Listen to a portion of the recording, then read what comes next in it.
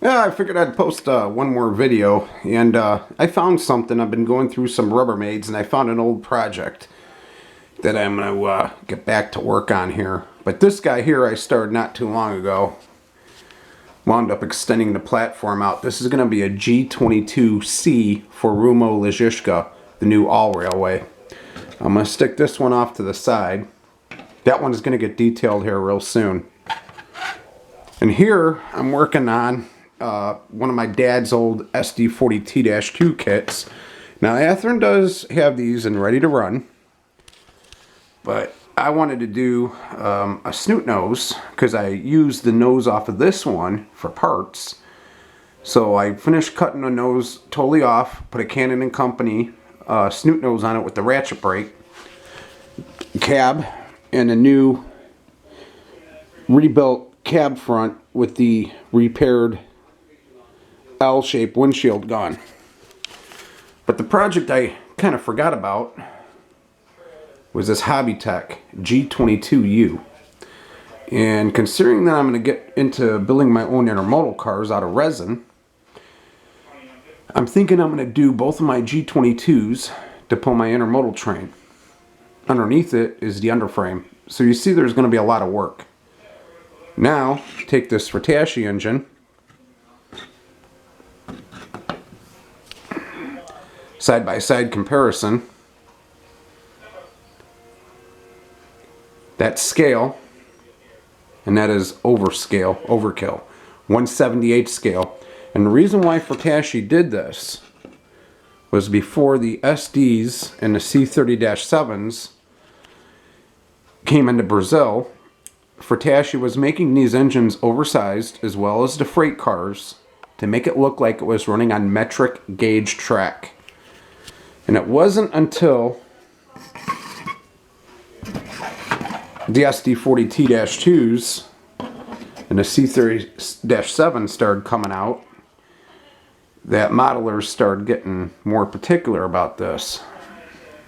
So that's what a G22 should look like next to an EMD SD model. Not the same height, if not a little taller.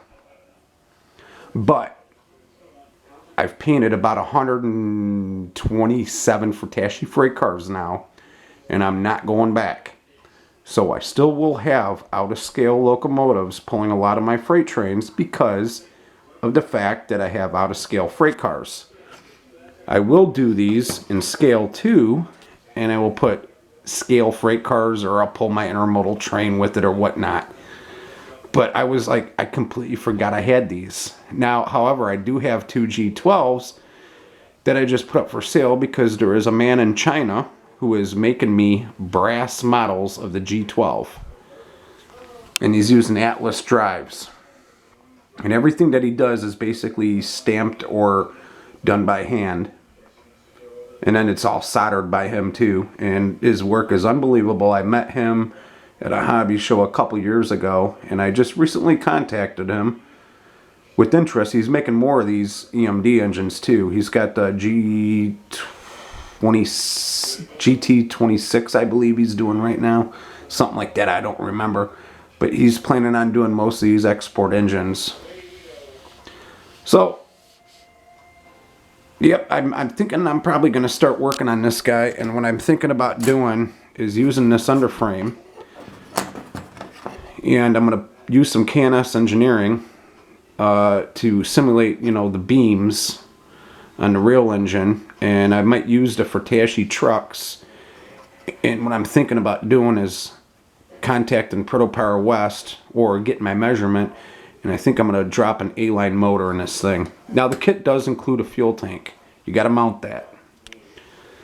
But yeah, I think I'm gonna do both of these, and I might get a couple more from HOBBYTECH. I really like these engines, and it's funny. Ever since last year, since I've been going through some legal mumbo jumbo, it just seems like it completely failed my mind that I had these. And when I opened up the Rubbermaid, I was like, oh, geez, I was like a kid at a candy store. So yeah, I'm probably gonna wind up modeling both of these in the next couple months and get them through paint work sometime in the spring, and that'll be the two, maybe possibly 3 or 4 to pull my intermodal train. I also have a GE-U20C in scale too, so I might be doing that. That was fabricated by a man in Brazil, and I gotta build an underframe for it, of course. But yeah, think I might do a few more of these scale engines and maybe start doing some scale cars too, some scale hoppers and whatnot. Well, I'm gonna take out. I'm gonna do some model railroading and post another video a little bit later. Bye.